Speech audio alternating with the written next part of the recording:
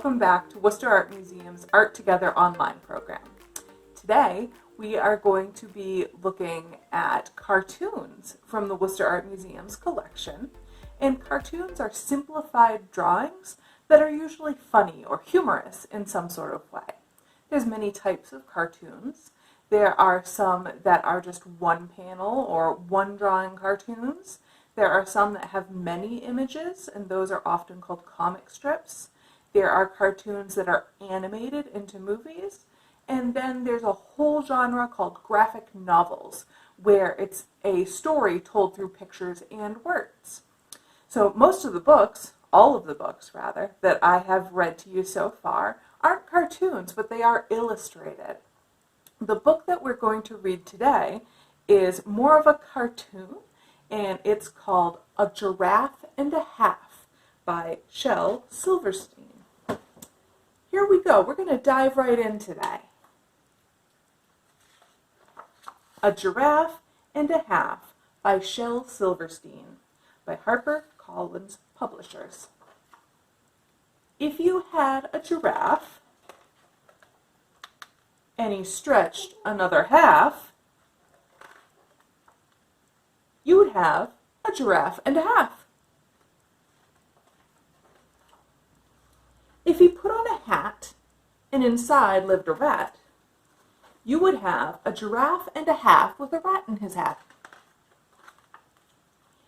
If you dressed him in a suit and he looked very cute, you would have a giraffe and a half with a rat in his hat looking cute in a suit. If you glued a rose to the tip of his nose, you would have a giraffe and a half with a rat in his hat looking cute in a suit with a rose on his nose. If a bumbly old bee stung him right on his knee, you would have a giraffe and a half with a rat in his hat looking cute in a suit with a rose on his nose and a bee on his knee.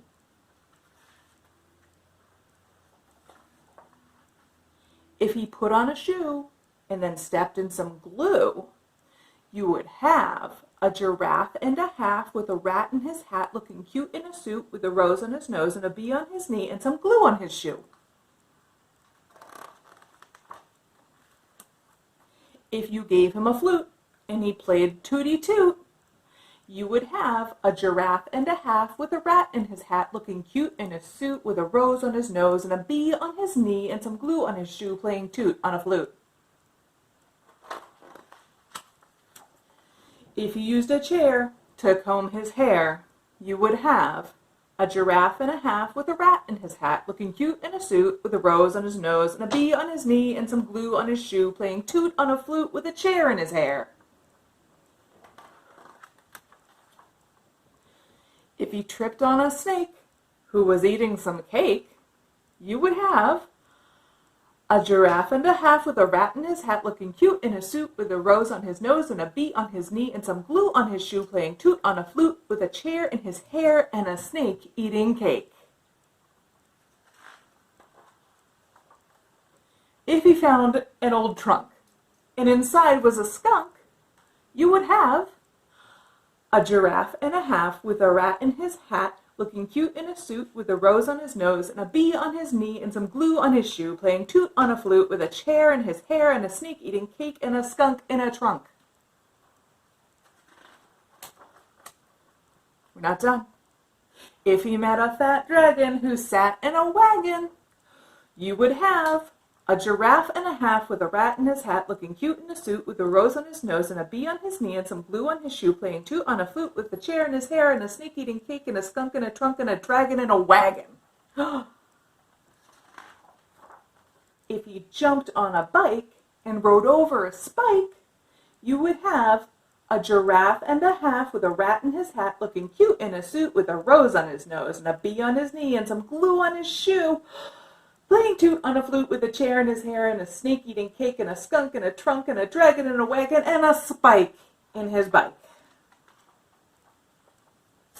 If a blubbery whale got a hold of his tail, you would have a giraffe and a half with a rat in his hat looking cute in a suit with a rose on his nose and a bee on his knee and some glue on his shoe playing toot on a flute with a chair in his hair and a snake eating cake and a skunk and a trunk and a dragon and a wagon and a spike in his bike and a whale on his tail. If he fell in a hole that was dug by a mole, you would have a giraffe and a half with a rat in his hat looking cute in a suit with a rose on his nose and a bee on his knee and some glue on his shoe playing toot on a flute with a chair in his hair and a snake eating cake and a skunk and a trunk and a dragon and a wagon and a spike on his bike and a whale on his tail in a hole with a mole. But if you brought him a pole to climb out of the hole and the whale left his tail and went off for the mail, and he gave the spiked bike to a scout on a hike, and he left the fat dragon because his wagon was sagging, and he gave his chair to a tired old bear, and he traded the flute to a bird for some fruit, and he told that old snake to go jump in a lake, and a man who bought junk bought the trunk with the skunk, and he gave the rose to a girl he chose, while the bee on his knee flew away with a flea. And he put the shoe with the glue on you, and that silly old rat ran away with his hat. And he put his suit in the laundry chute, and he shrank another half. You would have a giraffe.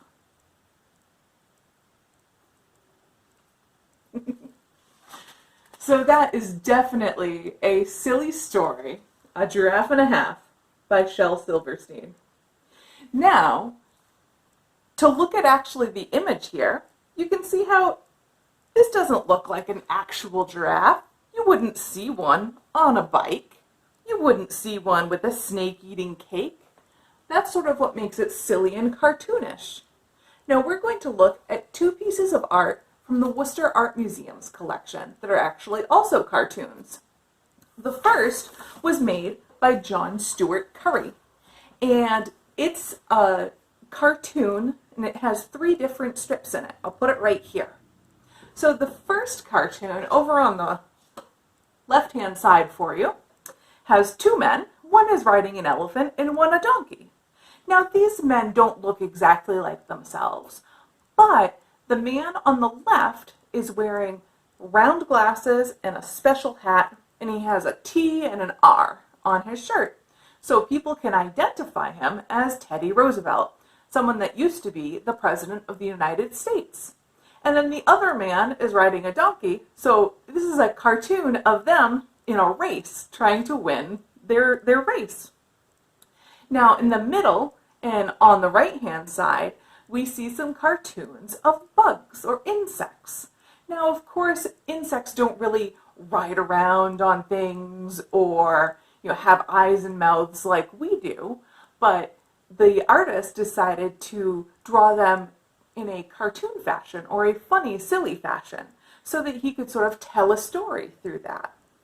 So again, a cartoon is when you take an image and you make it more simple. You take out some of those details and you might play up some aspects or parts of the image that make it a little bit more unique. So with the one over here on the left, Teddy Roosevelt, the president, almost always wore his round glasses and that sort of funny hat. So those were things that if you saw and you knew him, you'd be like, oh, I know that, that's Teddy. And so with the bugs, the artist really decided to draw the sort of cartoon bugginess. He made the centipede or the caterpillar really sort of pillowy or bumpy, and he really gave them funny expressions. Now when we look at our second piece of art, I'll put it just over here. This is a caricature self-portrait, and this was done by Miguel Covarrubias, and he is Mexican. Now what makes this a caricature or cartoon is that this is a cartoon drawing of a person, and this artist actually did this of himself. So what he did was he took what he knew he looked like, maybe he was using a picture or a mirror, and he exaggerated those parts of him that made him feel unique. So you can see that he has very strong sort of big eyes and very heavy eyebrows. And he has a mustache and, some hair, and he's sort of a little bit pouty. So those are things that Miguel, the artist, decided to emphasize or make more important in his drawing. Now, whether or not he actually looked like that, if someone took a picture or went to visit him at his house, probably didn't look exactly like that. But I'm going to show you sort of how you can draw a caricature of yourself or a friend or a family member. You can draw it when looking right at them, or you can draw it by looking at a photo or even from your memory if you want. So the lessons today will be you can draw a caricature, a cartoon, a silly sketch of yourself or someone else, or you can actually create your own comic strip, and I'll help walk you through that as well. So let's get going on our projects.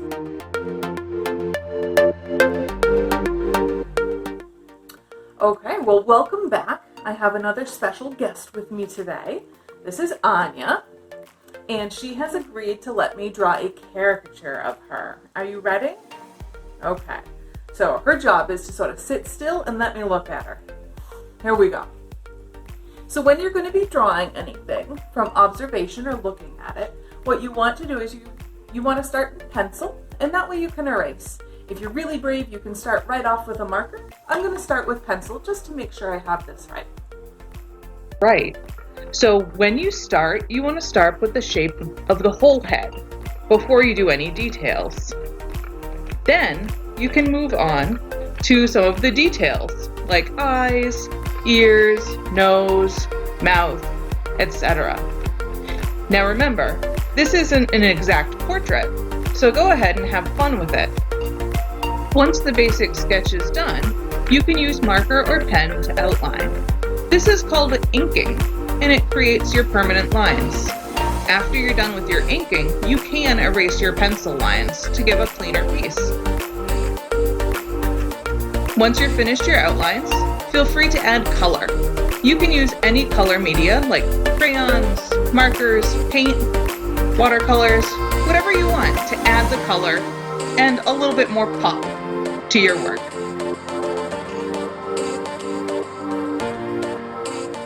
And then when you're done with your work, you sign it. There we go. Now I'll come back and I'll show you the comic strip project too.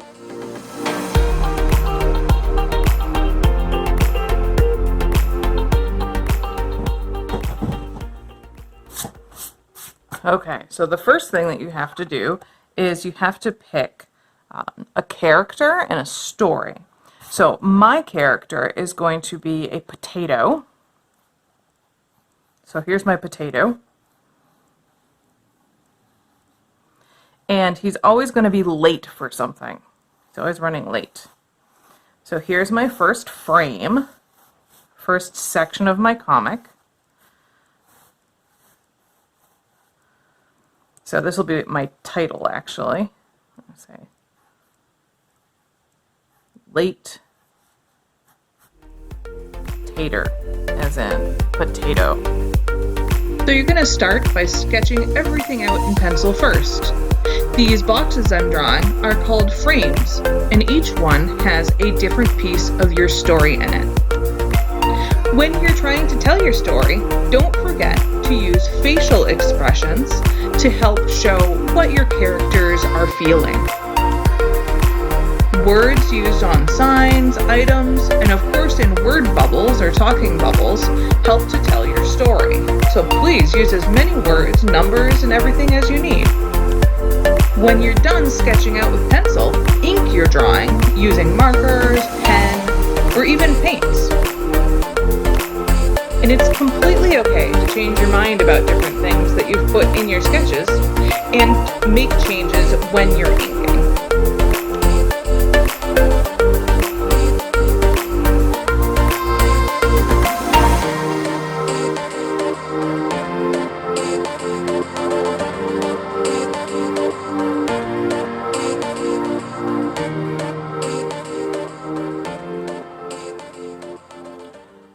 Well, thank you so much for joining me for this fun cartoon lesson. Just as a reminder, we did silly sketches of ourselves, caricatures, or of a friend, whomever you wanted to do. And then the other project that we had as an option was a comic strip. So I did a very silly one about a late tater who is just always running late for everything and thinks he's a superhero, called the procrastinator, which is a procrastinator is someone that always waits to do things later. So that's the procrastinator. So I hope that you had fun. We would absolutely love to see some of your comics or your caricatures. So if you can, take a snapshot of those and then share them with us. You can do hashtag Wham Art Together or hashtag Wham Art at Home. And we'd like to sort of start gathering anybody's submissions, and maybe we can make a little gallery online for all of this art at home work that you're doing. Well, I look forward to coming back and working with you again next week on a new project. We will see you then. Bye-bye.